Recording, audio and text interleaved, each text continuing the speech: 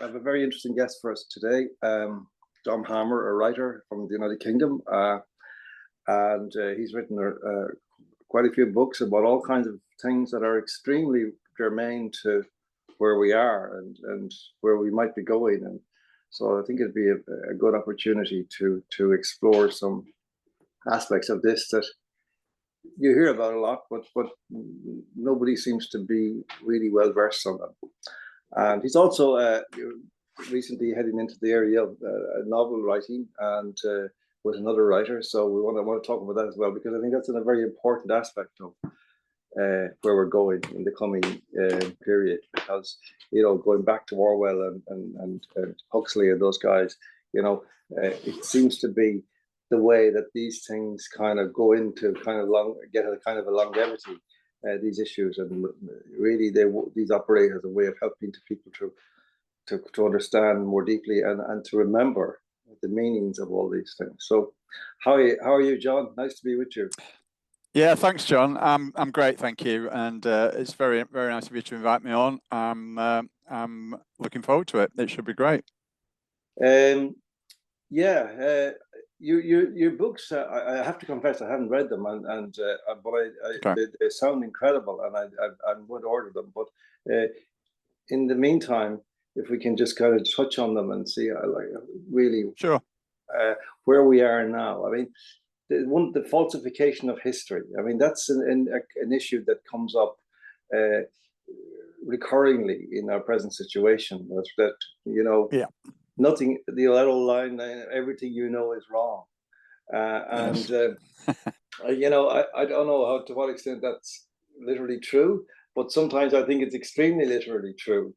You know, you can't constantly trip over things and you'd say, well, somebody's telling you, no, that isn't true. That isn't what happened, you know? What is that book of yours about the falsification of history? Like, what is its scope? Where does it? How far does it go back? How long of a problem has this been? Yeah, well, to the beginnings of humanity, really, John. You know, till recorded civilization. Then, you know, the book starts off with the very beginnings of the human civilization, should I say, rather than the human race, because who knows how long that goes back. I mean, they tell us that we're 1 million, you know, years old, but I don't believe that. I actually think it goes back way beyond that. But obviously, that sort of stuff wasn't recorded. So I'm just, you know, the book just covers human civilization from the very beginnings, you know, going back to Babylonian times, Sumerian times, because it's the same bloodlines right through from Babylonian, Sumerian, the Greek Empire, the Roman Empire, to the present day. It's the same bloodlines that control everything. So yeah, it's just that's where it starts, like 3,000, 4,000, 5,000 years ago. And where do you source that knowledge, John? I mean, the question of the bloodlines, for example, because again, there's loads of different tellings on these, you know, what I call the Combine, or some people call them the Illuminati, the whatever. How have you gone into that particular question? Yeah, well, the book was written about 15 years ago. It took me about 2 years to write it. But yeah, at that time, it was a lot easier to research stuff than it is today because of censorship. As I'm sure everybody out there is aware, and yourself, that the internet is very heavily censored now. So it's very difficult to find the truth. I mean, it always has been, but as time has gone on, it's got worse and worse. But yeah, I mean, I looked in lots and lots of different sources, obviously the internet, but I use reference libraries, old books, which tend to tell the truth a lot more than newer books do. You know, a myriad of different sources over the years that I've used. But yeah, it is difficult to actually find the real truth. And a lot of it is intuition. A lot of it is, you know, you've got to kind of just guess a lot of stuff based on, you know, your experiences and that kind of thing. I have this, just digress slightly for a moment. I have this saying that I always say, I do lots of stand-up talks all around the country, all around the UK. And I always say this, I always say that reality is like a billion or a 10 billion piece jigsaw puzzle. The more pieces you put into place, the clearer the picture becomes. So that allows you to extrapolate other things that actually fit neatly into place. And the clearer the picture becomes, the more pieces it enables you to put into place, just like doing a real jigsaw puzzle. So I kind of use that analogy. It's not an exact science, obviously, but you can actually extrapolate information from other information that you know is fact. Yes. So yeah, it's how did you get into this area of inquiry? What was it, something in reality that's piqued your interest? What was the nature of that? Right. Okay. Well, yeah, it was actually the death of Princess Diana, and at that time we had my ex-wife, my wife at that time, and we had some friends who were in Paris that weekend. It was the bank holiday weekend in August '97. We had some friends that were in Paris that weekend, and they came back and they said, "We saw something really weird when we were in Paris." I said, "What, you mean Princess Diana died?" And she said, No. Well, yeah, obviously, but she said, we'd been out for a meal, as you do, got back to the hotel room, flopped on the bed, switched on the TV. It was all in French, couldn't understand a word of it. But the first moving images that we saw was a news flash of Princess Diana walking into the ambulance, unaided. So I said, no, that can't be right, because, they've told us that, she was carried unconscious from the ambulance and she died on the way to the hospital. That was the story that they told us, and they can't be lying, surely. And they said, well, I can only tell you what we saw. And I thought, wow, this can't be right. So I started looking into it. And it was that kind of drove me down this particular rabbit hole, the Princess Diana rabbit hole. And I very, very quickly found that, the story did not hang together at all. And that just set me on the road. And then literally kind of a couple of years later, I was made redundant from my job in IT.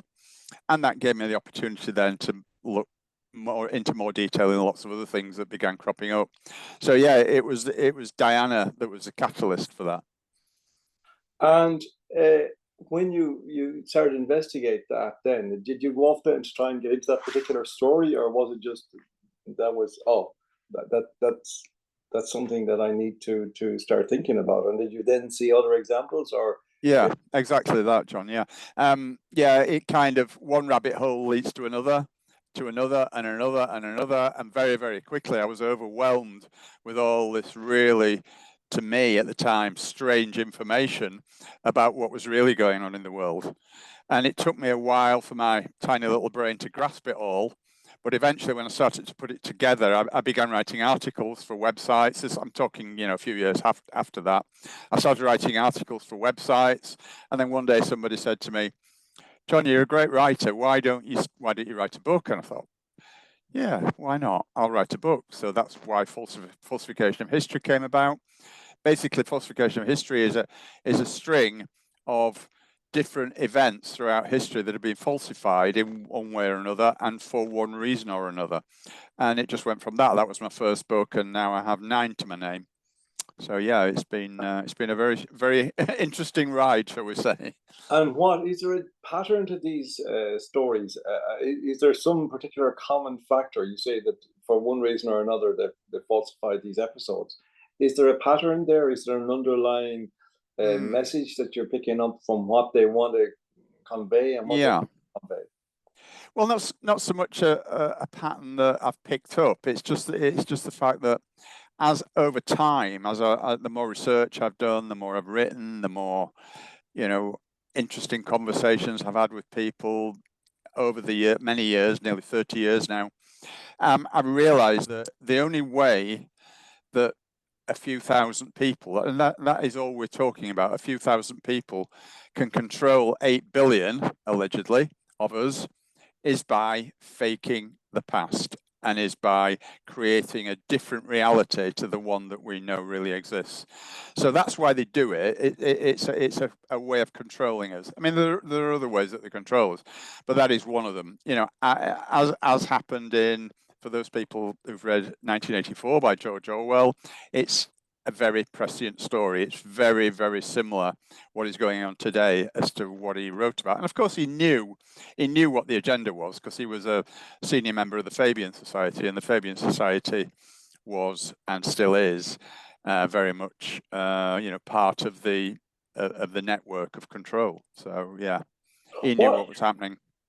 What is that network like? I mean, various descriptions that I've heard talk about a pyramid and that it's very top, but there doesn't seem to be a consensus as to the layers, particularly at the top. Like who is at the absolute summit of this pyramid? Yeah, I mean, that's a $64,000 question, is it? No one really knows for sure. Well, I'm sure the people at the top know, but the likes of you and I, John, we don't know. I mean, we can only speculate and base our opinions on what we've researched over the years and the information that we've come across. It's a difficult one. I mean, it's an interlocking network of various different groups of people, and they don't always agree with each other. They infight as well as the truth movement does. I mean, the truth movement is notorious for infighting, but these people do as well. So it's not an easy question to answer. Who really knows? But we know that certain bloodlines, such as the Rothschilds, the European royalty, lots and lots of different names out there, are very, very prominent in this. But exactly how it all works, no one really knows. Or no one in our position really knows. Presumably, like the British royal family would be in there as well. Oh, without a doubt. Yeah, they're up to their scraggy little necks in it. Yeah, without a doubt. Yeah. that presumably was the reason that Diana was bumped off, was that she was becoming a nuisance. Yeah, I mean, she was more than a nuisance. I mean, she was taking away. This is the cardinal sin. She was taking away the royal family's popularity. And that can never be allowed to happen, because of the Charles Diana situation. For those who are old enough to remember, Charles had rejected Diana and she was fighting back. And generally the British people, and I'm guessing most of the world, was on her side as regards Charles, because she was the woman who'd been jilted. She was the woman who'd been scorned. And, she was a very, very shall we say, sympathetic figure. People liked her. She's a very magnetic personality. And when she spoke, people listened. And the royal family didn't like that because she was, as I say, she was taking away their popularity. There were lots of other reasons why they got rid of her. But that I believe personally, and it's only my opinion, that was the main reason. The other things were such as, she was dating a Muslim, and they didn't want somebody who'd been married to the future king to be producing Muslim children, for example. So there was that element to it. Another big one was the fact she was very anti-war. She was very anti-landmines. In fact, the week after she died, she had been due to speak at an anti-landmine conference. And of course, the powers that be don't like that because, they live and die by war and the profits that war begets them, because they're all involved in that kind of stuff. So yeah, as I say, she was a very influential woman in the sense that when she spoke, people listened. I mean, she wasn't the brightest lamp in the street, bless her, but she was very, very influential. Yes. And how many other, what kind of frequency would you say that these episodes, or are they happening all the time at some minor level, or are we talking always about macro events? Is it being all the time? How does that work? Yeah, well, it's a combination, I think, John. It's a combination of huge events, things like, for example, what happened in the last, going back 5 years, for a couple of years, that particular incident, that was a huge thing, obviously. And, with the Ukraine situation, the Palestinian situation, these are macro events, but there's all sorts of minor stuff going on in the background to fill in the gaps. We're constantly being bombarded with fear propaganda and, all these little incidents, all of which are designed to A, to scare us to death, and B, to divide and conquer us, because they will always try and polarize public opinion, because it's the Hegelian dialectic, isn't it? And the more infighting that we have, the better it is for them, because they can get on with their agenda in the background whilst we're all arguing amongst ourselves. And I mentioned earlier on that the truth movement is very fractured, lots and lots of disagreements and arguments going on. It's exactly what they want. If we could get our act together, then they'd be in trouble because, you know, Yeah, if we presented a united front, that people would start to take notice. I completely agree. The movement seems to be more interested in, it's kind of ego driven more than Yeah, desire totally, for freedom driven. And totally. and so to kind of go to a slightly, I suppose, abstract question, but I mean, you grew up in the United Kingdom, and presumably, Yeah. like a lot of us, you kind of just thought the world was as it seemed to be, and Absolutely. it presumably was quite a shock when you started to find out about this stuff, and Massively, yeah. and it makes the world a much scarier place, doesn't it? It does indeed, yeah, absolutely. I mean, the first few years when I was in this kind of truther world, if you like. Well, first of all, when I first kind of woke up, I don't particularly like that expression, but I'll use it because it's people understand it. When I first woke up to what was really going on in the world, I was all alone. I didn't know anyone else. It was just a complete culture shock to me. And, I almost had a nervous breakdown through it because it was just horrendous. In fact, at one point, my family thought I'd gone crazy and they wanted me sectioned. They wanted me to see a psychologist or a psychiatrist. And, they just thought that I'd gone doolally. And the problem that I had personally was that I'm the kind of person who I can't sit back and just allow things to happen. I've got to be proactive all the time. And I was telling people, I was going at it like a bull, the proverbial bull in a china shop. I was really telling everybody that I've met and came across, talking to guys in pubs, strangers on the street, and telling them about all this stuff that was going around in my head like a washing machine.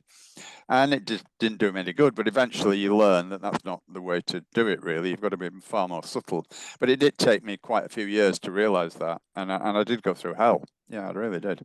Wow. Well, and then you see, okay, I mean, from my own perspective, John, I mean, I looking at the world, I've only recently began in the last few years, really, to think about the world in this way or to look at the world in this way. Okay. And then when I look back at my period of not knowing, of unknowing, I'm not certain, you know, was I missing everything? How much was going on? Was I naive, or was I too trusting of information sources, whatever it would be, like, or how much of it is still, as it were, reliable? I'm not trying to justify it in any way. I'm just trying to get a sense of how much of a problem are we talking about in terms of looking out your window at the world and trying to understand what's happening. Yeah. I mean, people said this to me a lot, John. To be fair, they say, why did it take me so long to wake up, or worse to that effect? Why have I just kind of suddenly woke up? Why didn't I realize from a very early age? I wish I had. I wish I'd woken up and seen the truth, many, many years ago.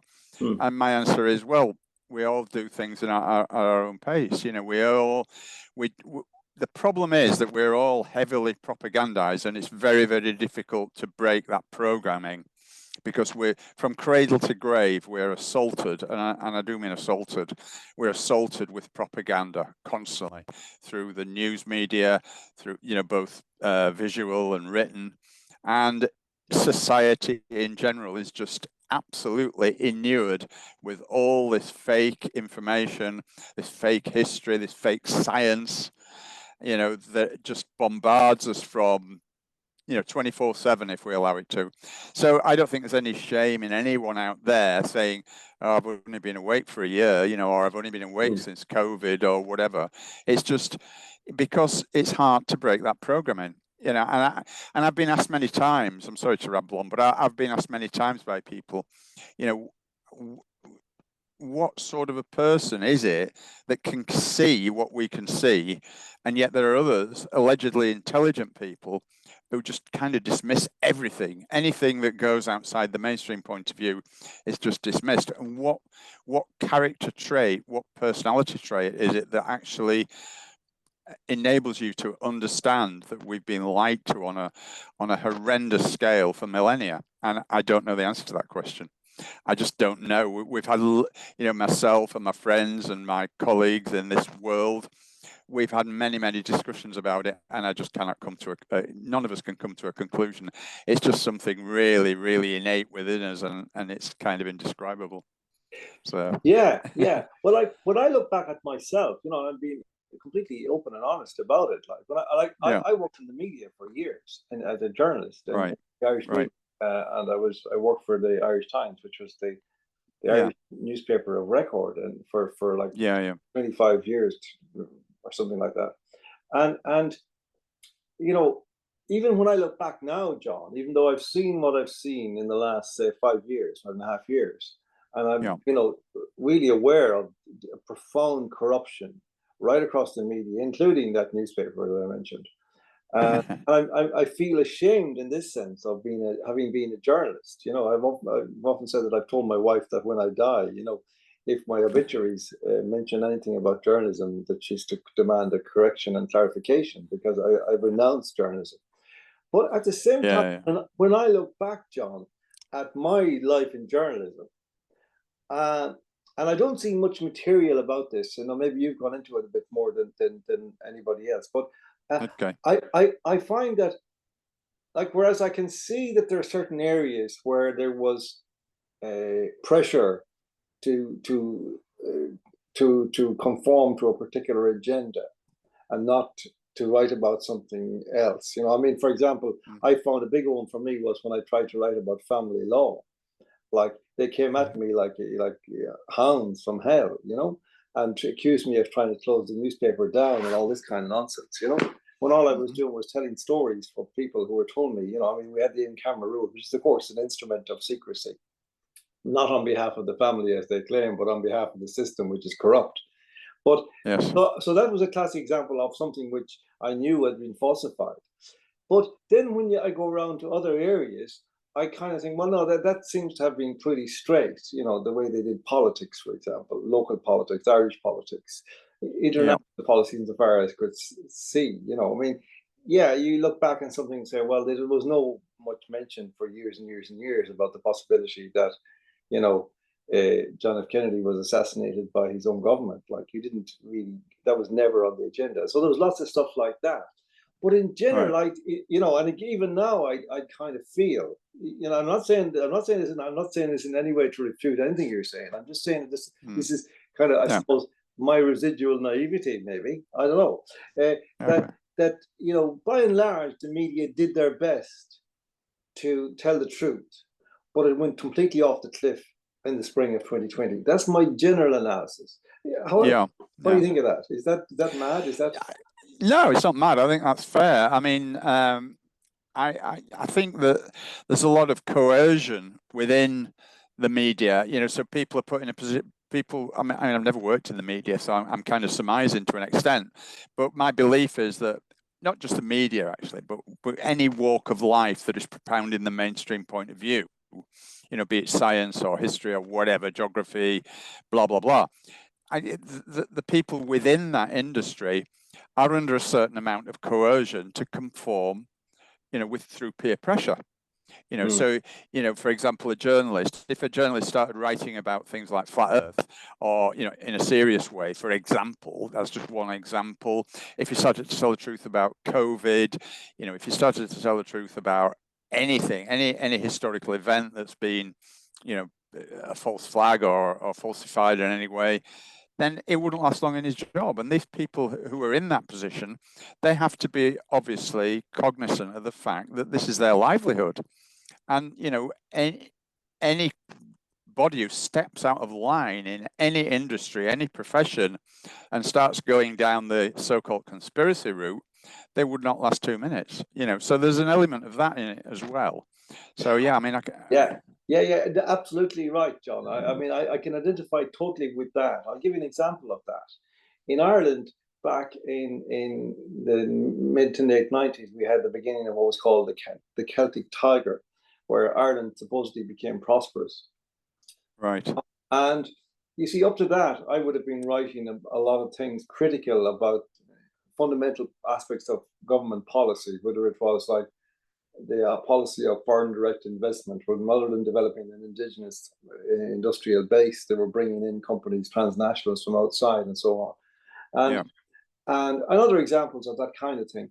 But then when Ireland became prosperous, I had to stop that in a strange way, because it wasn't that anybody was telling me, but it was very clear that, you know, if you did touch on those subjects, if you continue to talk about that there were fundamental problems with Ireland as an economic entity, and that it needed to be fixed at the very root, you would actually be regarded as mad. They would say, but Ireland is rich now. What are you talking about? You know?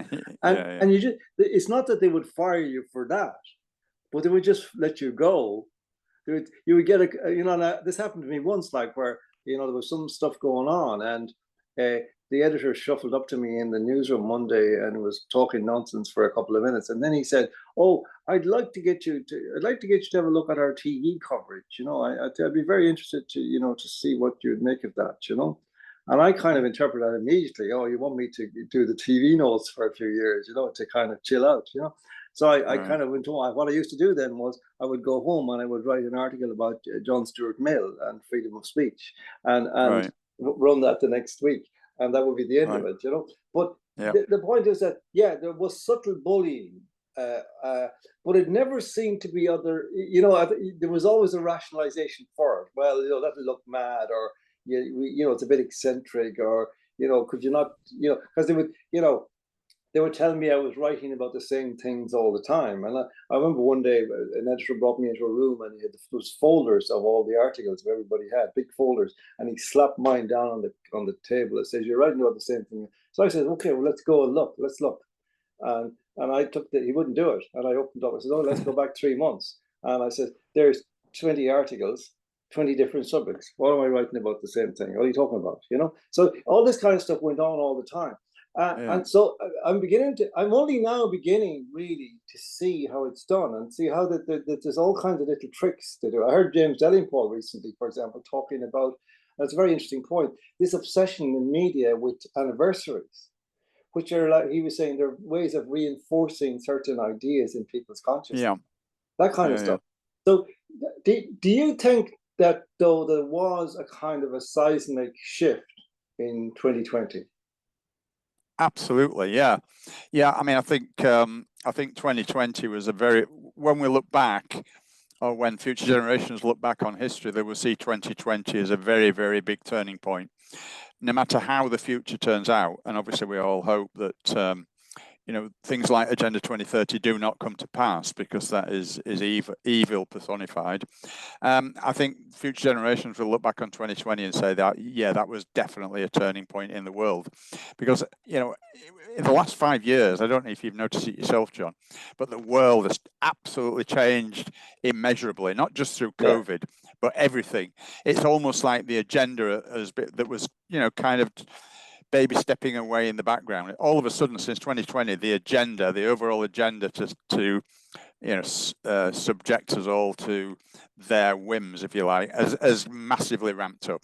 You know, I've noticed a big difference, say, to what life was like in 2018, 2019 to what it's like now. It's huge. Totally agree. Yeah. And it feels different. Existence feels different, doesn't it? It does, absolutely. You know, your relationship with power has changed radically. Definitely. It's terrifying now in a way that never was before. I couldn't agree more. Yeah, absolutely.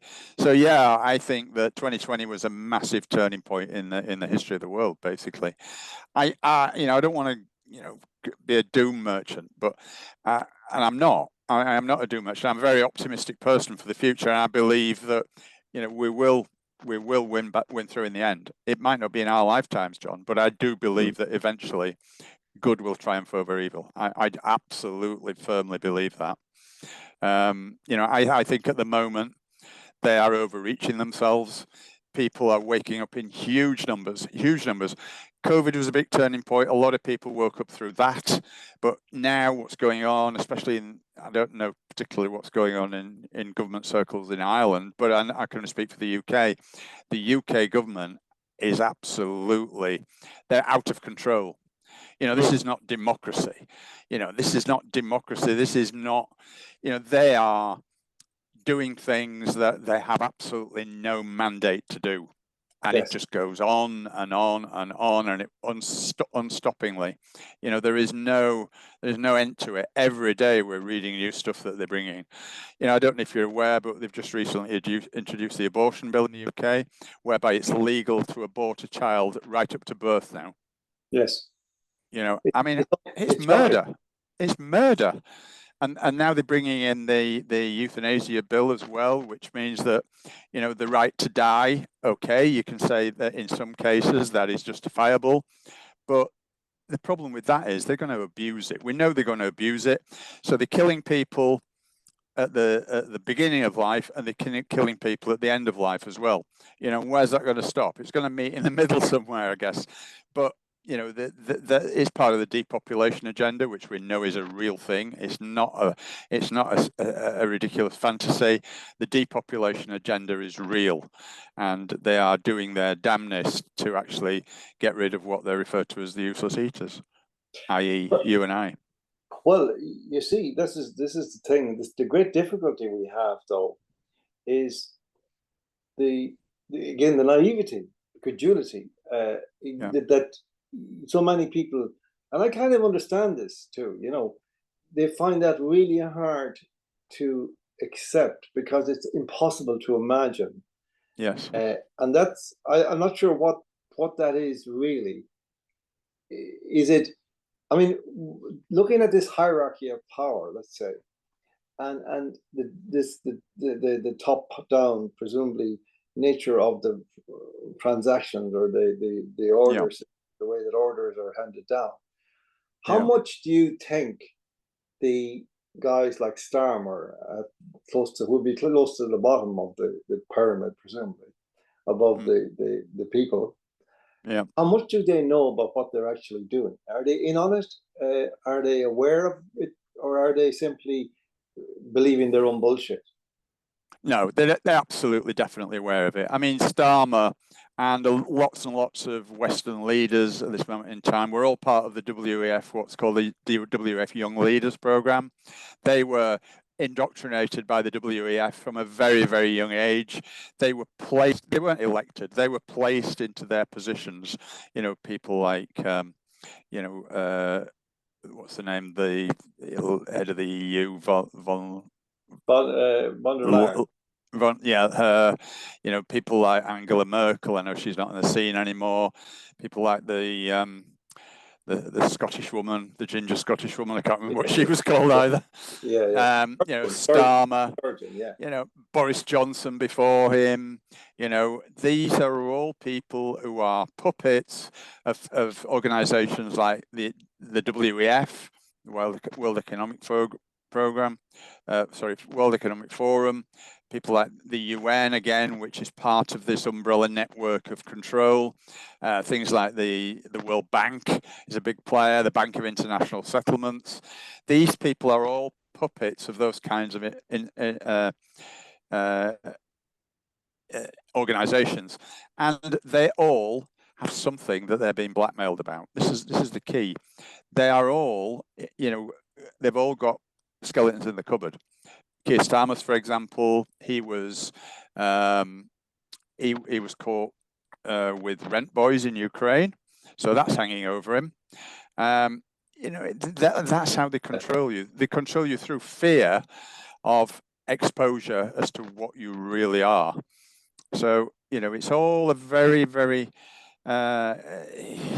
controlled and what's the word I'm looking for? I can't think of the word. My brain, my old brain, sometimes gets into a bit of a muddle. But you know, it's all very organised. It's all. They say that nothing ever happens by accident in politics. It's absolutely true. It's all planned down to the nth degree, and these people are just part of that network. What are your hopes just on that particular point, this Epstein saga? What do you think will come out? Do you think there's any possibility that will result in a purging of this compromat culture and opening up of what's been going on? Not at the moment. I don't know. Not the way things are at the moment. I think the Epstein thing is going to be brushed under the carpet as quickly as they can.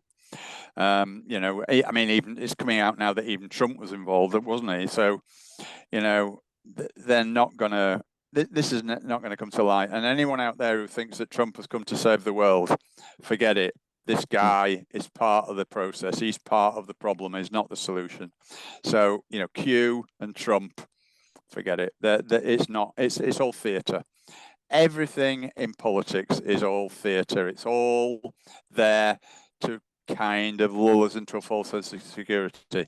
Yeah, the Q situation, QAnon, I absolutely firmly believe that it's just there to kind of lull people into a false sense of security, make them think that, oh, we don't have to worry now. Q are here. Oh, yeah, everything's going to be okay. We can just sit back and it'll all get sorted. Don't worry. So that's what they want. Again, it's a kind of a divide and conquer. But John, there's a question I have with that, and this may be again a naive question, but say take Trump. I mean, it seems to me like Trump has built up an enormous following of ordinary people, let's say. I don't mean that in any patronizing sense. They're just regular people who work for a living, who use their hands to do their jobs, who can do, as I often say, make and mend America every day. You know, they're the deplorables, which is to my mind is that it's a praise. It's a way of praising them. They are the deplorables because they are hated by Hillary Clinton. That is a great compliment to anybody, in my view. Absolutely. And it seems to me, if you like this, that at the same time, if you look at Trump and those people, and okay, you know, I'm not arguing what you're saying, but this is my difficulty, and it's my difficulty, not with you, but with the question, which is that I see Trump, and there's absolutely something between those people and Trump that is clearly something like affection, a deep affection. And an extraordinary bond. Now, what I don't see is how he can, like when you think it through, imaginatively, the day when he really turns on those people and tells them, "Ha, gotcha, suckers," you know, is that what's going to happen? Or how is he going to, there they go, is he going to have himself assassinated just to get out of that problem? I don't know. But you understand what I mean? Like I do. Even in the drama, even as theater, it has to be coherent in a certain emotional sense. And now, last week or the week before, it began to look quite that the deplorables might well turn on Trump over the Epstein time. And they may well do so yet. We don't know how that's going to play out. But my question is really, like, okay, if he's compromised as well, he probably has no choice in his own mind in what he's doing. And of course, he could even have, couldn't he, his family being threatened by these people. Yeah. Is that's within the bounds of possibilities as well? I don't know. But my problem is that one day he is going to have to come out to emerge as a real shit. Yeah. Yeah. Okay. So what's your question? Sorry. So you think that's going to happen, is it? I don't know. I mean, you know, it's just no different to anyone else that's gone before, other than the fact, I mean, is what is known as controlled opposition. Okay. It was Joseph Stalin, I believe, who said many years ago, the best way to control the opposition is to lead it. And that is exactly what they do. You know, and Trump's just another example of that. He is doing certain things that appear to be going against the establishment, but it's like it's all propaganda in a sense. You know, propaganda is like rat poison. 95% of it is good and wholesome, fair. It's the other 5% that kills you. So yeah. You know, and it's small beer as well, isn't it? It's small beer, relatively, because he'll score a goal on the trans thing, or 3 goals, a hat trick. Exactly. But then on the post-humanist technologies, the AI, he gives the game away on the first day in office.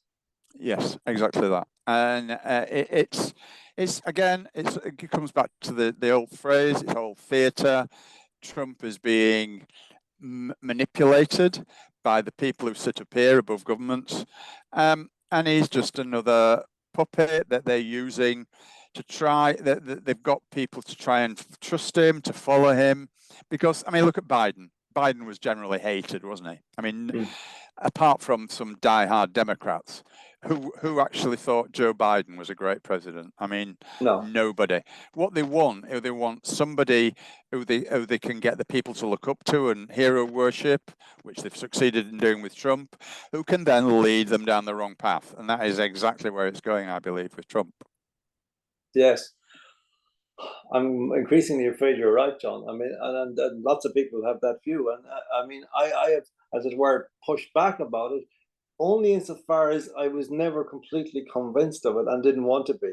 But more and more as the pieces, I have a similar kind of a model that I use, or a metaphor I use to your jigsaw. I use a dry stone wall that I'm building all the time. So I keep trying the stones. Yeah. You know, and I've been trying with the Trump one for a long time, because I had this sense that, you know, there was a possibility that he had some card up his sleeve at 79 years of age. He's on the way out anyway, you know, yeah. And like his legacy, you know, maybe he wants to save this, to be the man who actually saved the world. You know, is that even remotely possible? It's remotely possible, John, but to be honest, I just cannot see it. Just knowing the way that the world works, you know, my experience of this stuff over the many years that I've been involved in it, I honestly cannot see it. I mean, I'd love to be wrong. Don't get me wrong on that. I would love to be wrong and that he's going to save the world, but I don't see it at all. I think we, a lot of us, I keep saying that I'd love to be wrong with everything, pretty much, you know. Yeah. Your other book about the falsification of science, you know, right. That of course is highly germane in the present era, you know, because it seems to be that in the COVID scam, that this was really the main instrument, really, where you have these experts telling people what was happening, and even if you could see what was happening with your own two eyes, and it was completely different than what they were telling you, you still had to believe these experts because they were experts. Trust the science. How often did we hear that statement over and over and over again throughout that whole sorry period? Trust the science.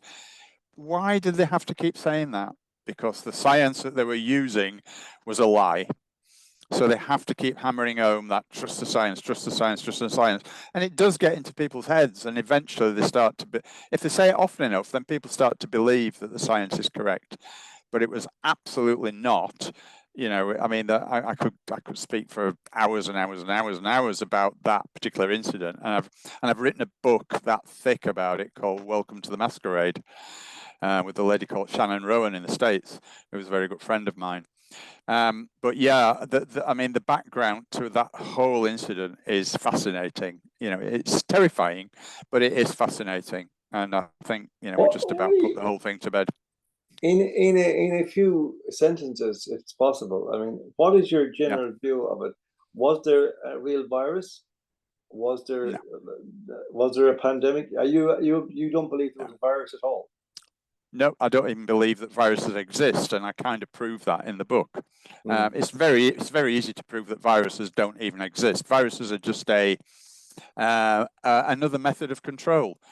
You know, without viruses, the current, again, this is, you know, it's a kind of a glib comment, and there's far more to it than this. But without viruses, the current medical paradigm just would not stand up. If I take you back to the middle, just beyond the middle of the 19th century, there was kind of a war going on between two people. One was Louis Pasteur, who formulated something called the germ theory, which is what we use now in our current medical paradigm, and a guy called Antoine Béchamp, and they were both French guys. They were rivals. Antoine Béchamp came up with something called the terrain theory, which was a total antithesis to the viral theory, the germ theory that we have now. I'm not saying bacteria don't exist. Obviously, bacteria do exist. Bacterial illnesses exist. Virus illnesses do not. Take, for example, the flu, which is probably the most common virus that there is, or that they tell us that there is.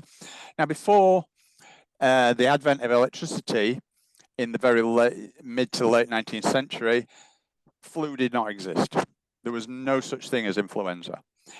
what we regard as flu, or any virus for that matter, is our body creating methods of dealing with poisons. And this is the whole basis of terrain theory. I know I'm getting very deep now, and there's a lot more to it. You've heard of it, yeah? I'm familiar with, I'm not familiar, but I know the theory. Yeah, yeah, it is. You know, the basically, and it is a very basic explanation of it. But terrain theory says that it's your body generating, you know, things like mucus, you know, and things to combat external poisons. Now, those poisons can be several things. They can be chemical poisons.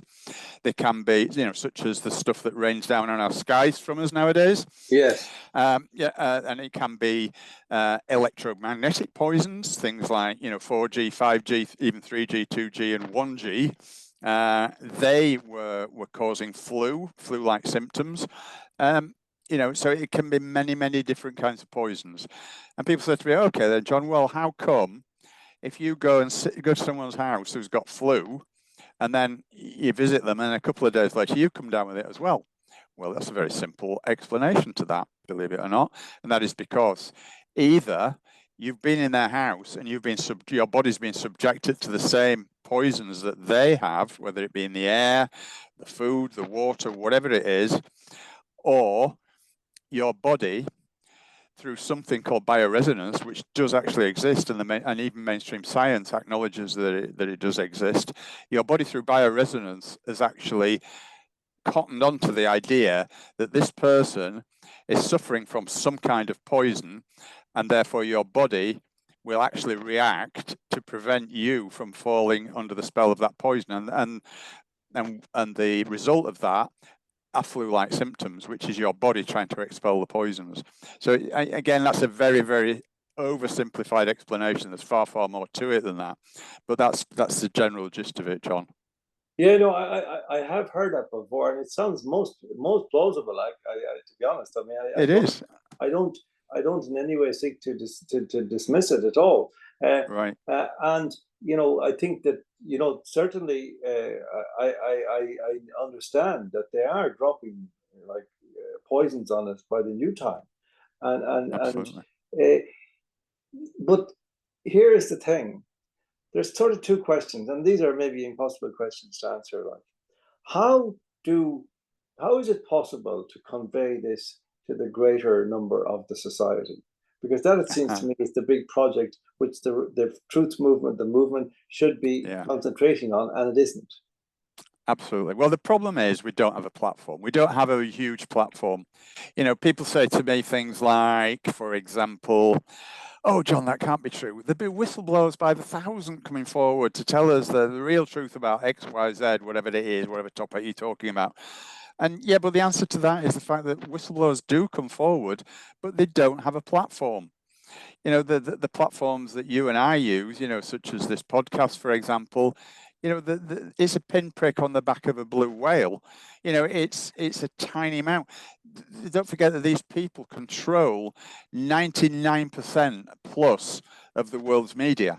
Yes. And they only allow through the stuff that they want you to know. They won't allow anything that goes against their agenda. So it's a communications problem more than anything, John. Yeah. You know, we cannot really get the same coverage as the mainstream does. It's just impossible the way things are at the moment. Isn't it kind of hopeless, really, John, overall? I mean, I don't mean to blackpill anybody, but I mean, it's a formidable task, given absolutely.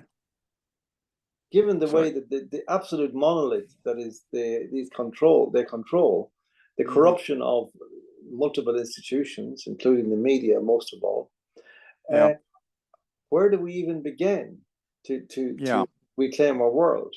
And well, isn't the world right now about to get an awful lot worse than it has been?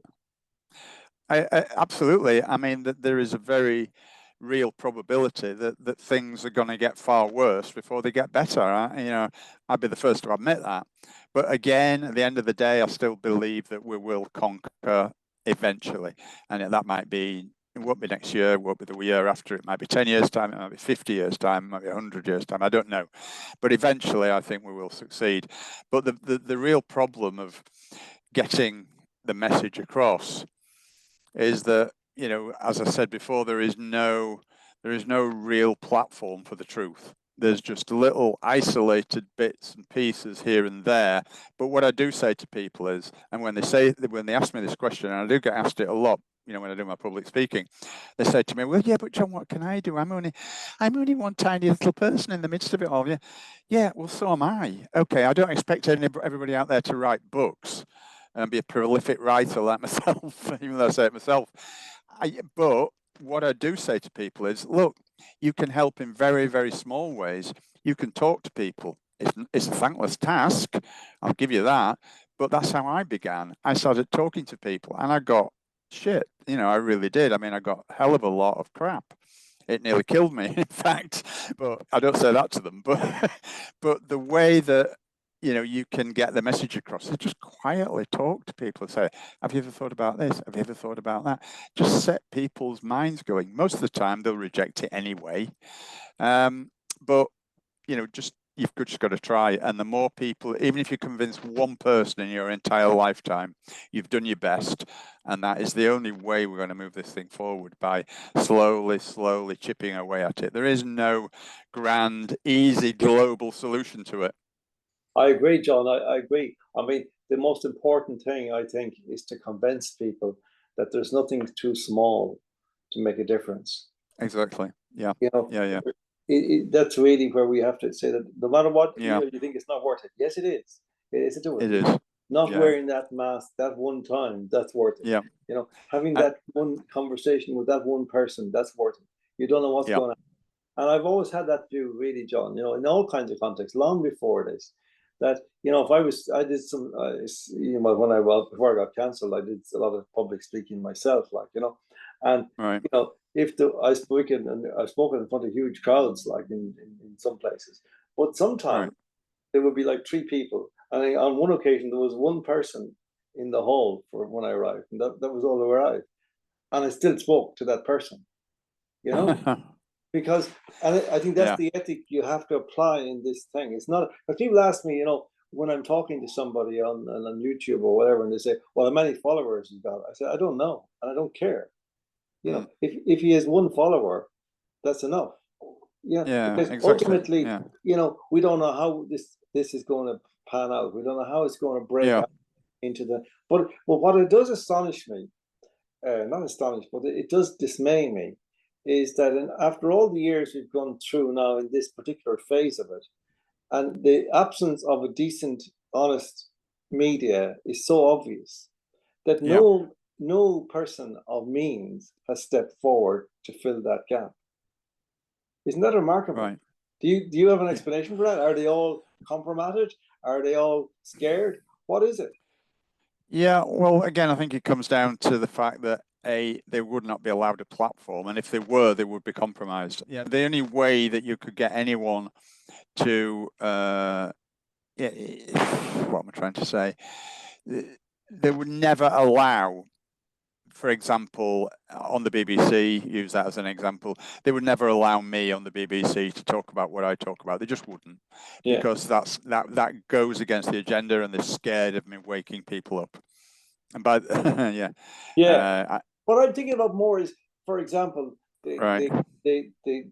what maybe people thought for a while, and to some extent I did for a moment or two as well, think this, that Elon Musk was some kind of, you know, guy in a white charger coming over the hill to save the world, you know, and that he was going to give platforms to people and shout and give people free speech. And of course, that was the rhetoric and still is. But the reality is something completely different. I know I'm on Twitter and I can't get any more than a few hundred, views now, whereas previously I was able to get a few thousand any day, you know.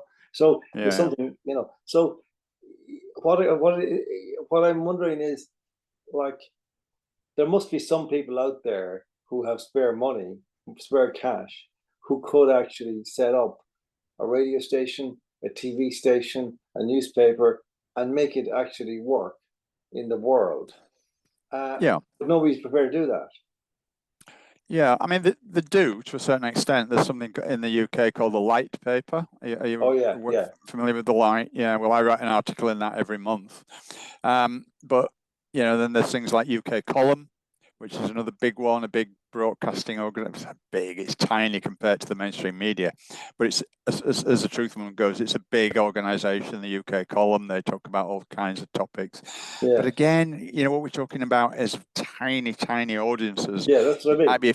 It might be a few thousand, but in comparison to the mainstream, it's just a pinprick on the back of an elephant. Yeah, it is. It is. There's nothing. It's not scaled up to the level that No, to take on this corrupt monolith. yeah, because these media organizations, the multi-billion-dollar industries, nobody with multi-billions is going to be on our side, kind of thing. It just doesn't work like that, unfortunately, because they know which side their bread's buttered on. John, you were telling me that you're branching out into fiction now. Yeah. About you've already published a book in collaboration with another writer, which is again really an interesting concept, very unusual. Right. Yeah. Tell us about that. Yeah.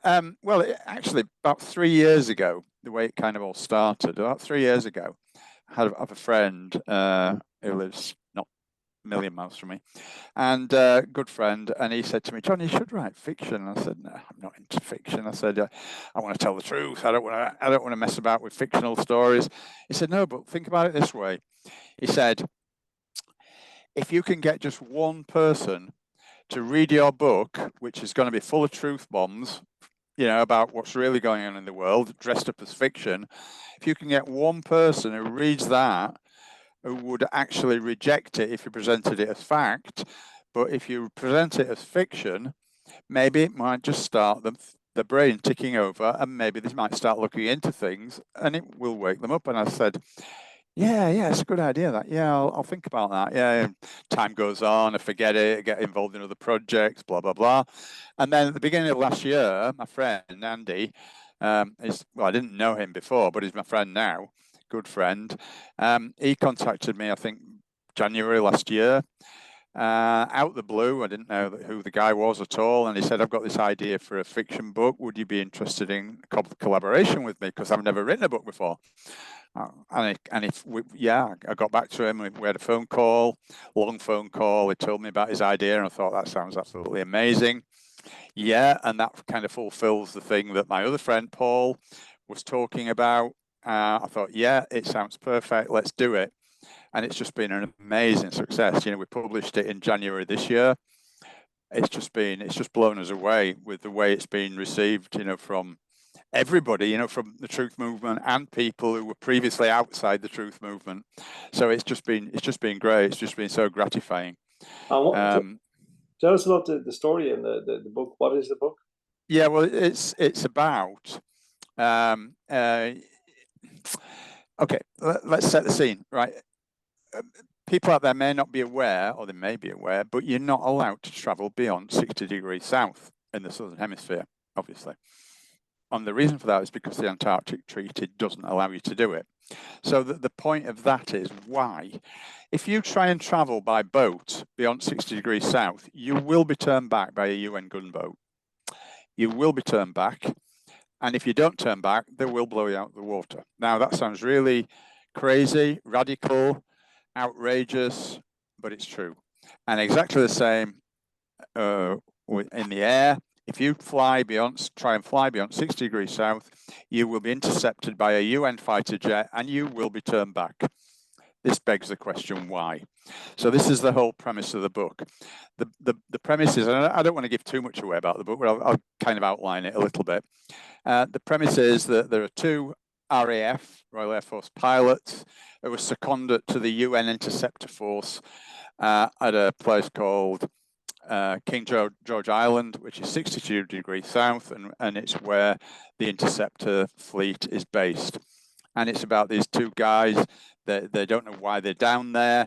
They think it's a crazy idea, turning these people back. They wonder why. They get into conversations with these aircraft, and it starts to wake them up. And these people tell them all sorts of things about the assassination of Kennedy, about COVID's a big one, of course. The death of Diana, 9/11, 7/7, all this stuff, and it kind of sets their brains going, and they become curious as to what it is that we're not being told about what lies beyond the Antarctic ice wall. The book is called 60 Degrees South, Beyond the Ice Wall, and it's about these two pilots who actually try and, they desert at the end of the day. I don't want to give too much away. They go beyond the ice wall, and it's about what they find when they get there. Okay. How did you find, John, as a non-fiction writer, how did you find the transition to fiction writing? Had you been an assiduous reader of fiction during your life before? I had. I always, up until maybe 5-10 years ago when I got so busy that I just didn't have time for fiction anymore. But all my life up until that point, I've been an avid reader of fiction, historical fiction mainly, but fiction. And to be honest, it took a while to get into it, but I think the results speak for themselves, even though I say it myself, and it's been acclaimed as a really, really excellent, gripping thriller, roller coaster ride. So I'm very happy with the outcome. And how did the collaboration work? Because again, it's an unusual thing, usually a solitary process, and you have one idea, one writer with one idea in his head, and he's pursuing that. But two people, it's a different approach altogether, isn't it? Yeah, different dynamic. But I mean, we kind of stayed in touch constantly by phone, by email, swapping ideas, agreeing different things, rejecting certain ideas. No, we won't do that because blah, blah, blah. Yeah, that's great. We'll do that. So it was, in a sense, it was a lot easier than writing it yourself, because you could bounce ideas off each other and come up with some real way out stuff that nevertheless is quite plausible. And it's a mixture of fact and fiction. There's a lot of factual stuff in there, but we've kind of interspersed that with fiction as well to make the story interesting and exciting for the reader. And as I say, the reviews have just blown us away. Everybody's just saying, wow, what a read. I couldn't put it down. A few people have said I stayed up all night reading it because I didn't want to put the book down. So it's very gratifying. And the collaboration between the two of us was just worked so well. We didn't, neither of us are kind of adamant people. We're very receptive to the other's ideas, and we discuss things, and Andy would write one bit of it and I'd write another bit, and then we'd read each other's bits and suggest different ideas, or why don't you put that in there, or why don't you take that out and put it in a different chapter, that kind of stuff. So it was all very, very smooth and very straightforward. It was amazing. And would you say the book has a kind of a uniform style, or is it kind of? Oh yeah, definitely. Because the two of us together, it was a lot of work, but the two of us together at the very end, when we went through it, we kind of ironed out any kind of anomalies in terms of style. So we took that into account, because we didn't want it to appear that clunky, and that's obviously what Andy's written and that's obviously what I'd written. So I mean, Andy had never written a book before, but he is a very good writer despite that. His English is excellent, and so it wasn't a problem. It was never a problem, any of it. And have you plans to write any more of those kind of books? Yeah, in fact, in just the last 2 weeks, we've started writing the sequel to it. So watch this space. Excellent. To go into the broader thing, I mean, of course, fiction, historically, we think about Orwell, we think about Huxley. I prefer Orwell's book to Huxley's. I've never really I've never really admired Huxley's book. It's a strange book. But Orwell's is a fantastic book even yet. At the same time, John, isn't it bizarre that so many people read that book? And I remember being around in 1984, the real year, and the big fuss that was about that book at the time. And yet it arrived on our doorsteps and nobody noticed. And most of the people didn't notice that this was it. It was happening. Right. Yeah, absolutely. Yeah. Well, of course, people say, oh, wasn't Orwell, he was very far-sighted and all this, but that's not really true. He knew exactly what was going on. Orwell was a senior member of the Fabian Society, and the Fabian Society are one of the interlocking societies in the control grid, if you like. The Fabian Society are very, very involved in that. So Orwell, although he might not have known all the exact details, he knew the broad plan. He knew the broad agenda of what was coming. So I'm not decrying him. I mean, what he did, where he wrote an absolutely brilliant book. There's no question about that. But it wasn't as shall we say, predictive as people might imagine, because he actually knew what was coming, in a sense. Well, and the same is true of Huxley as well, because Huxley's brother was involved in UNESCO and all that kind of stuff. So he exactly. So what do you think now, John? I mean, of the world, the way it is. I mean, you must be as distressed by it as any of us, and it is seemingly getting a lot worse. And we're in, I mean, I lived all my life up to 5 years ago and didn't really notice anything radically amiss in the way that you talk about it, and the way I now know to be the case. Right. But it's now come out, and they're out in the open now. Do you think there's a chance they can be defeated? Oh, absolutely, I do. Yeah. And again, John, people say to me many, many times, I get this kind of a reaction. John, it's usually from people who've just become aware of what's going on, just woken up, and they find it very, very difficult to deal with. And they say, how do you deal with all this? You've been dealing with it for years and years and years and years. Doesn't it not drive you crazy? And my answer to that is, well, it used to, until I got to a point where I could actually not physically, but mentally compartmentalize it. So what I say to them is, just put it in this little box over here. Don't forget it, but keep it in your memory and just bring it out when you need to. Don't let it rule your life, because that's what they want. They want us to live in fear, because the fearful people are far, far easier to control, John. Far, and that's what they want. So that's why they spout all this fear at us constantly. So don't let them. Live your life, care for your friends, love your family, wake up every morning, think how wonderful it is to be alive. And then when, this is how John Hamer works, when I have to bring this all out, and for example, when I'm doing a podcast with you or with anybody else or writing my book or whatever, yes, bring it into your head, but then put it back away again before you go to bed at night, and don't think about it until you have to.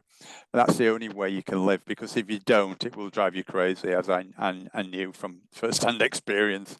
It did drive me crazy. But what about anger, John? I mean, when you see the way that your country is being destroyed by people who have been appointed, who have been to care for it, when they're doing the exact opposite, that must make you very angry. It does. Again, only when I think about it. I mean, I've said to many people over the last few years, I was a pacifist. I always said I disagreed with capital punishment. I would never, ever agree with killing another person, no matter how it was justified. But now I've changed my mind completely. These people who are perpetrating this absolutely vile act upon humanity, I would absolutely execute them in a flash. I really would. These people are evil. They're rotten to the core. They deserve nothing. But again, you see, you could argue that, well, what is worse, instant execution or being forced to live in an 8x8 prison cell for 40 years? Which is worse? I don't know the answer to that, but it does make you angry. You're right, and it does overflow sometimes. But the trick is to keep that under control, I think, John. As best you can. What about as we're lower down the chain, the power along the pyramid, down as you come down to the political, cretins, really, who are, I mean, they're very stupid people as well, aren't they? A lot of them. Ignorant, But I mean, they have a sacred responsibility to their people to care for their countries, and they're doing it quite top. Would you do the same with them? It's very hard to define, isn't it? Because how do you define exactly what level the evil becomes intolerable? These people are mainly, I think the ones that you're referring to, they're mainly just ignorant people or self-serving people. They don't necessarily think that they are committing acts of treachery against humanity. They self-justify what they do, and I'm not saying that's a positive or a good thing by any stretch of the imagination, but no, I'm talking about the real ringleaders, the people who are immediately under the power structure.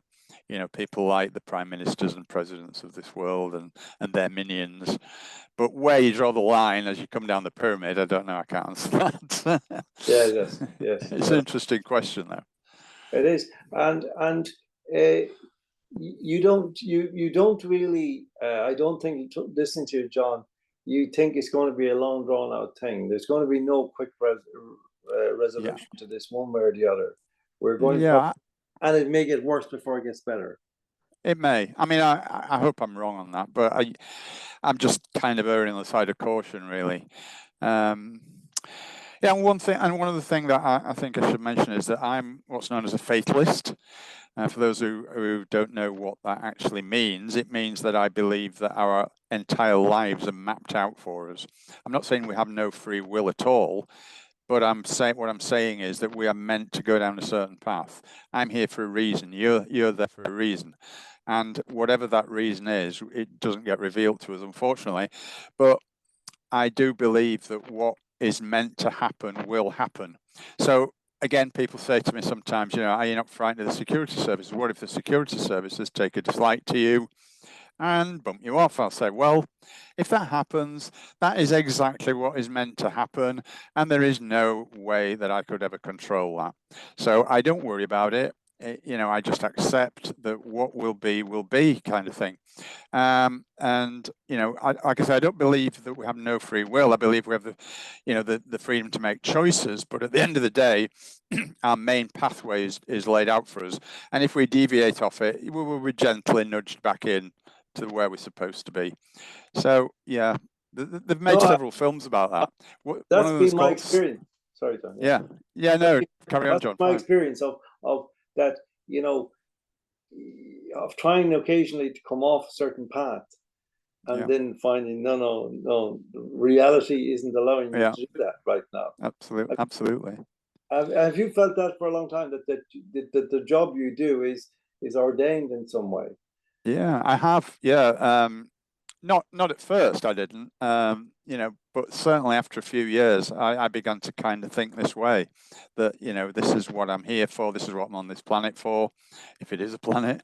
And you know, well, yeah, it's very interesting because, you know, when I heard your story, I was fascinated by it, because I used to be a playwright way back at the beginning when I was a journalist early on, and I was trying to move into playwriting, and then life nudged me off that path for personal reasons, and I had to continue with journalism. And I made several attempts to kind of go back in again, and no dice. But in the last few months, I've had this feeling again that I should, because precisely for the reasons that you're talking about fiction, doing the novel, talking about Orwell, Huxley, those, that the kind of the usefulness of the medium of the novel in telling stories is far superior to nonfiction, in my view, through history. Yes. Definitely. And also theatre. I would like, again, and I just have had this hankering now to do it. So I'm going back to college to try to get myself kind of rebooted in thinking like that, because I think it's a different form of thought altogether, you know? And I think, definitely. Yeah. But I wanted to ask you a question about just writers in general, novelists in general, poets, philosophers. If you look at the history of, you know, the Soviet Union and the Eastern Bloc, I mean, the revolutions which arose in the 1980s in all those countries, at the center of them were writers, poets, philosophers, those kind of guys, playwrights. Very true. Yeah, very true. It's like those guys regard themselves as the conscience of their people in some sense. Yeah. That seems to be almost gone in the English-speaking world, doesn't it? Yeah, definitely. I mean, people like Solzhenitsyn, I mean, he was a massive catalyst for what was going on in the Soviet Union. I mean, he was exposing stuff. I mean, he was very, you know, he was sent to jail, sent to the gulags, wasn't he, for years and years and years. But he was a very, very influential guy in the end. And, you know, bless him, he was quite one of the prime movers in wakening people up as to what was going on. I mean, having said that, I absolutely believe that people in the Soviet Union at the time were far more aware of the truth than we are in our societies today. You know, I think the powers that be that run the world, they've learned from the lessons from the Soviet Union, and I do believe that they've refined their tactics as to how they control us and how they rule us through fear and all that kind of stuff. So I definitely think they've improved on that particular aspect. Well, that's a very interesting thing, because it often strikes me that the patterns of ideology and the mixture of different issues that they can drag into, or it seems that they're dragging in, the woke business, the mass migration business, the COVID business, all these things which seem to kind of spark off each other and create a very harmonious kind of machine that then works in a certain way with propaganda to do what you say. In other words, that they don't any longer need to operate that kind of crude Stalinist kind of, boot on the face Orwellian model. They can basically just manipulate people gently and, as you say, nudge them along, and the next thing they've got everything they wanted. Exactly. Yeah. Couldn't agree more. Listen, John, thank you so much for it's been most interesting, and I do hope you can come to Ireland before too long, and maybe. Well, I'd love to. I was talking to. Maybe we should talk about it off air. Actually, I don't know what. Yeah, well, let's do that. Well, I'll just to say on air that I mean, I do think that your novel sounds most interesting, but also your other books. I think people would be most interested in these circumstances to find out about you and to read some of those books if they're available. How are they? Thank you. How can they be found, or is there? Presumably, they're still all in print, are they? Absolutely, yeah. I mean, they're all on Amazon. Sadly, a necessary fact of life, old Amazon. It's not ideal, but anybody in the UK who's listening, you can actually order them off my website, which is falsificationofhistory.co.uk. Unfortunately, I cannot post to Ireland. The customs just won't let them through. They just will not let them through. I'd love to be able to do that. I've tried several times. The odd one has got through, but most just either disappear into the ether or they get sent back to me. So it's just not viable anymore to send to Ireland, I'm afraid. I'm struggling against that syndrome myself at the moment. It is very, very noxious. Yes. But anyway, people will be able to, by just looking up Amazon or whatever. And it's John, Hamer, just in case. And well, thank you again, John, so much for your time and for the very interesting things you'll be telling us. And we hope been a pleasure. Do it again sometime before long. Thank you. Absolutely, definitely. Yeah. Thank you very much, John.